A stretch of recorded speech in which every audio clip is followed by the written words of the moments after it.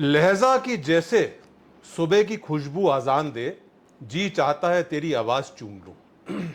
कुछ आवाजें, कुछ शख्सियतें ऐसी होती हैं जिनकी आवाज में एक लय रहता है, जिनकी आवाज में एक जादू रहता है।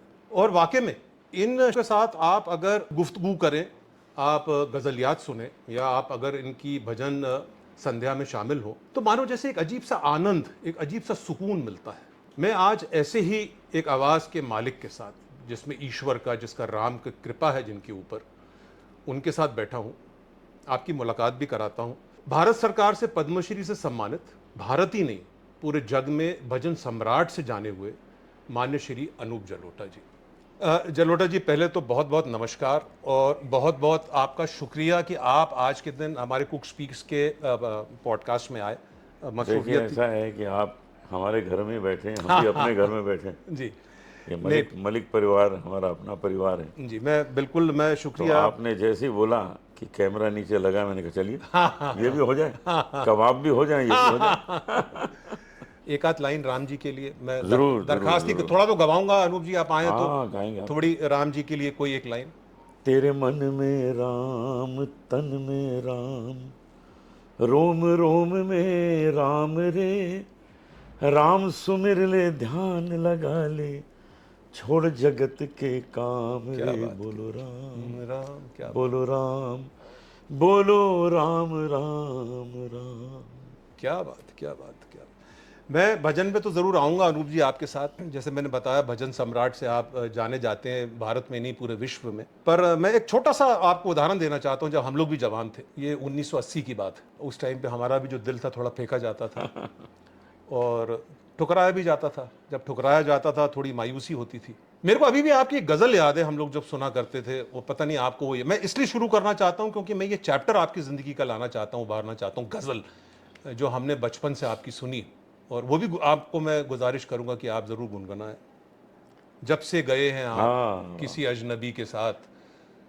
जब से गए हैं आप किसी अजनबी के साथ, सौ दर्द लग गए हैं मेरी जिंदगी के क्या बात, क्या बात। साथ। अच्छा, उस टाइम पे एक तरफा ही होता था, 50% उधर से तो होता नहीं हाँ था। बिल्कुल। तो क्या इतना अच्छा गाते थे। वो ज़माना जो मैं 1980 का बता रहा हूँ आपको, इतना खूबसूरत गाते थे।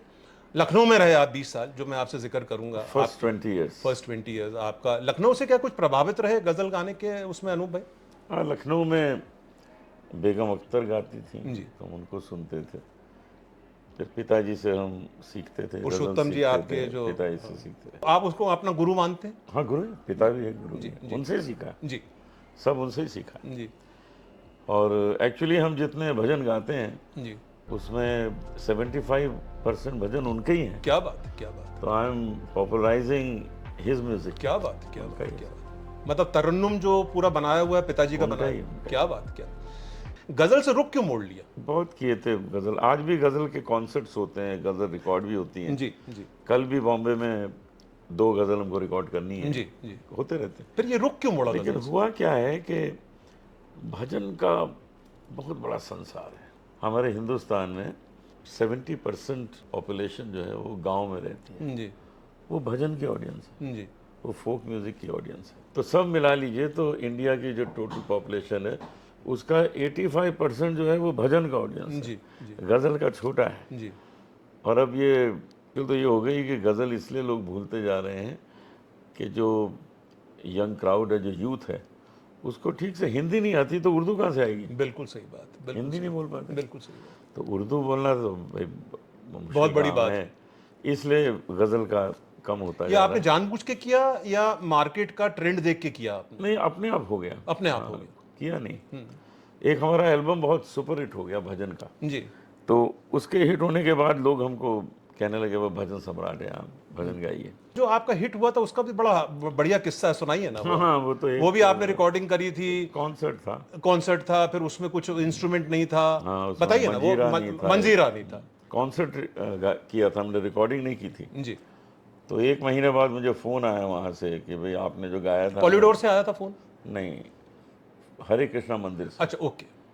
कि आपने यहाँ जो गाया था वो हमने रिकॉर्ड किया है, पॉलिडोर को दे रहे हैं। मैंने कहा सुनाओ तो यार हमको। जी तो सुना तो फिर मुझे लगा मंजीरे की कमी है, तो मंजीरा ऐड किया, डबिंग की उसकी।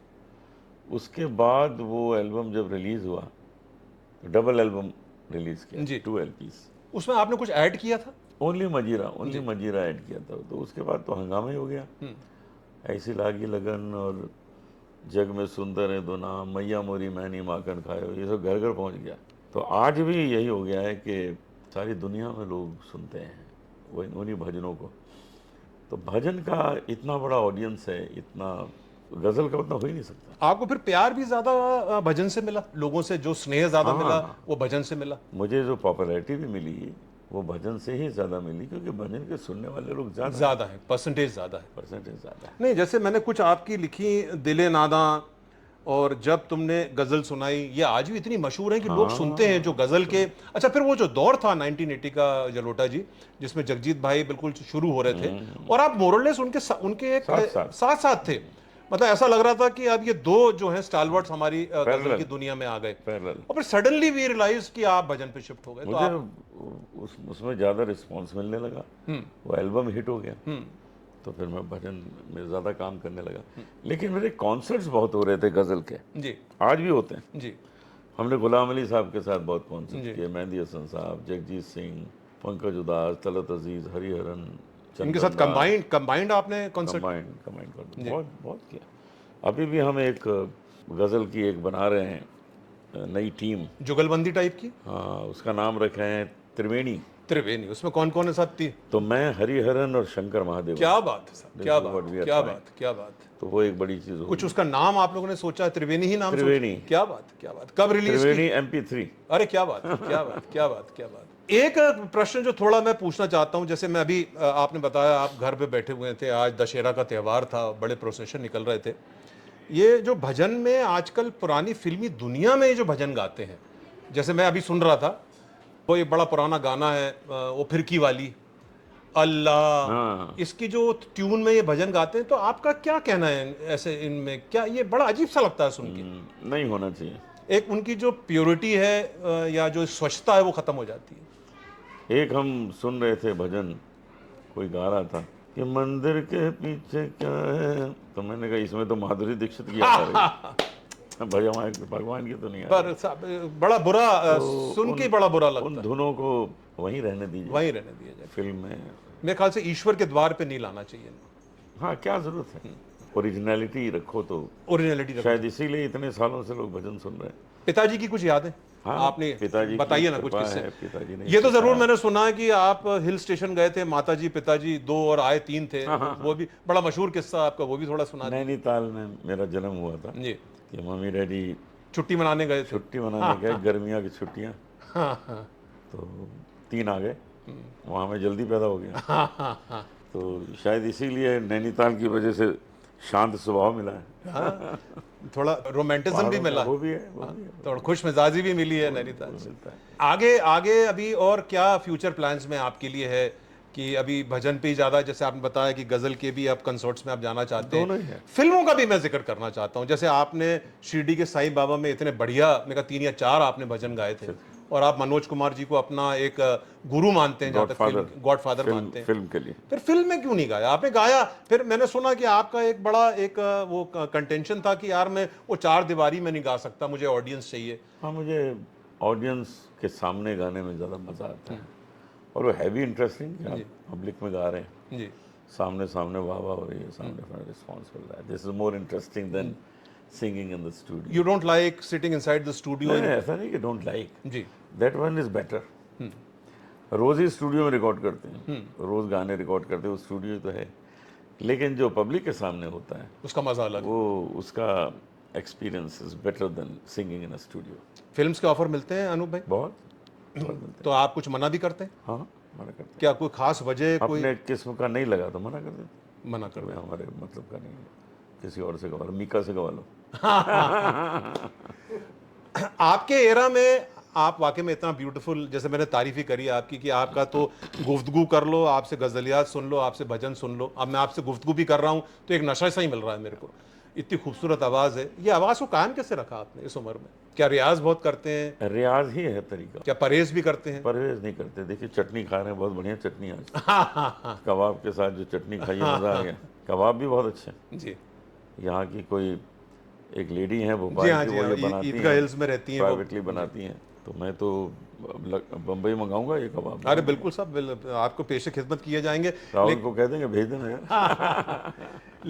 लेकिन जो ये रियाज करते हैं तो क्या दौर लंबा रहता है अनु भाई? सुबह करते हैं या 4-5 घंटे रोज का। अरे बाप रे, लंबा तो है वो दोपहर भी हो सकता है, शाम भी हो सकती है, सुबह भी हो सकता है, कोई भी टाइम हो सकता है, लेकिन वो करते हैं, रिलीजियसली करते जी हैं। जी जी। उसका असर बहुत होता है। थोड़ा बहुत आपकी निजी जिंदगी में एक ज़्यादा संवेदना नहीं, सिंपल सवाल करूं, मैरिज के एक 2-3 एक्सपीरियंसेस रहे आपके, क्या कुछ इफेक्ट रहा आपकी निजी जिंदगी में का? एक जिसे कहते हैं ना एक इम्पैक्ट, इमोशनल इम्पैक्ट रहा? जो चीज़ें ठीक नहीं होती मेरी ज़िंदगी में, वो अपने आप निकल जाती हैं। जी वो भगवान की कुछ ऐसी कृपा रही मुझ पर। जी कुछ ऐसे दोस्त मिले जो ठीक नहीं है, वो अपने आप निकल जाते हैं। जी ऐसी पार्टनर, लाइफ पार्टनर ऐसी मिली कि ठीक नहीं है तो निकल गई। जी। तो मेरे लिए तो बहुत अच्छा हो जाता है। मतलब उसका कोई फिर- गिला या कोई ना अफसोस? ना ना, किसी बात का नहीं। फिर उसके बाद लाइफ बहुत अच्छी शुरू होती है। जी तो मेरी जो वाइफ मेधा, जी जिससे जी मेरा जी बेटा भी है आर्यमन, वो बहुत अच्छी, उसके साथ 21 ईयर्स मेरे बहुत अच्छे गए। जी लेकिन उसकी हार्ट उसका ख़राब था। जी जी। ऑर्गन फेलियर रहा उनका? हाँ, उसका हार्ट के 2014 की बात है मेरे ख्याल। मसल हार्ट जी मसल्स जी खराब हो जी गए थे। तो वो फिर 13 साल लाइफ मिली उस हार्ट को। हार्ट ट्रांसप्लांट किया था, जी जी अमेरिका में करवाया था। फिर उसके बाद दोबारा ठीक नहीं हो पाया। जी but I had very beautiful time 21 years with जी हर। जी। She gave me a very good lovely son. क्या करते हैं आपके? आर्यमन। क्या करते हैं आर्यमन? आर्यमन इज इन न्यूयॉर्क, York is working in a bank और खुश है। अरे वाह, बहुत अच्छी बात। बहुत कभी कभी अपनी जो वाइफ है मेधा जी को मिस करते हैं कभी? हाँ हाँ, खुशियाँ, तो हमेशा ही करते हैं। क्योंकि इतना 21 साल का लंबा साथ रहा। हाँ, अच्छा, क्या बहुत आपका खूबसूरत। शेड्यूल इतना बिजी रहता है कि जब घर आते हैं तो जैसा एक प्रेम का साथ, एक प्रेम का हाथ मिलता था, वो कभी मिस करते हैं? बहुत मिस करते हैं। और वही है कि जहाँ रियाज करते हैं उसके सामने मेधा की तस्वीर लगी हुई है, क्या बात, क्या बात, तो ऐसा लगता है यहीं है वो। क्या बात, क्या बात। आगे आपके पिताजी के बारे में मैंने जिक्र किया, आगे आपके पिक्चरों के बारे में डिस्कस किया। एक जब निजी मैं आपसे इजाज़त ले ही चुका हूँ, एक राज जो हमारे दर्शक बहुत दिनों से पूछना चाह रहे थे, जो मैंने कहा मैं आपसे हिम्मत जुटा लेता हूँ, बिग बॉस 18। नहीं नहीं, राज तो है नहीं, बड़ी मजेदार गेम है। बताइए ना साहब, मुझे वो तो वो किस्सा, दोबारा बुलाए मैं फिर चला जाऊंगा। ये तो बहुत मजेदार था। वो किस्सा तो बताइए सर। देखिए वो एक हम लोग के लिए एक मिस्ट्री है हमारे। बड़ा इंटरेस्टिंग था। बताइए बताइए सर। वो पूरा जो था वो, उसने मुझे कहा जसीन ने आप मेरे साथ चलोगे? जी तो पहले तो मना किया मैंने, कहा चलो चलते हैं। वो मेरी स्टूडेंट है, गाना सीखती जी है। जी मैंने चलो, तो हम गए। 1.5 महीना वहाँ गुजारा। बाहर बहुत हंगामा हुआ, तो बाहर आके बता दिया सब बेकार की बात थी, स्क्रिप्टेड था, मजे करके आए। अरे क्या बात, मतलब the script was known to the big boss people और यू एक्टेड इट और यू केप्ट इट हाइडिंग? पूरा ड्रामा। पूरा ड्रामा, मतलब बिल्कुल शिष्य और एक गुरु का रिश्ता था आप दोनों वो में। आज भी है। क्या बात, क्या आज बात। भी वैसे। आपका एक भजन जिससे आप बहुत लोकप्रिय हुए, आप भोपाल भी आए थे, और जिससे मैं अंत उसी से करना चाहूंगा आपसे, जो मुझे बहुत ही फेवरेट लगता है आपका, उसका उसका अर्थ मुझे बहुत दिनों के बाद समझ में आया। मैया मेरी मैंने ही हाँ, माखन मैंने नहीं। ही माखन। वो आप समझाइए साहब, वो अर्थ अभी भी कई लोगों को पल्ले नहीं पड़ता। देखिए मैया मोरी मैंने ही माखन खाया। मैंने ही माखन खाया। फिर जब कन्हैया ने देखा कि माँ मान गई है तो मान गए कि मैंने ही माखन खाया। हाँ, तो गा के सुना। मैया मोरी मैंने ही माखन खायो, मैया मोरी मैंने ही माखन खायो। और जब माँ मान गई तो कन्हैया कहते हैं, सुन मैया मोरी मैंने ही माखन। क्या बात, क्या बात। तो आगे आपसे ऐसी सिलसिला जारी रहे अनूप जी। बिल्कुल रहेगा। और बहुत बहुत शुक्रिया आपका कि आप हमारे कुक स्पीक्स में आए। कोई मैसेज दर्शकों को जाने के पहले? मैसेज यही है कि जिंदगी जो है वो आज है, कल का पता नहीं, तो आज मज़ा ले लीजिए। जितना एंजॉय कर सकते हैं लाइफ आज कर लीजिए, कल आँख खुल जाएगी तो कल फिर कर लीजिएगा। क्या बात, क्या बात, क्या बहुत बहुत शुक्रिया। हमारी उम्मीद, हमारी गुजारिश कि आप यूं ही भजन गाते रहें, यूं ही गजलें गाते रहें। और बहुत बहुत शुक्रिया। Thank you so much Anoop ji. Thank you so much. जय हिंद, वंदे मातरम।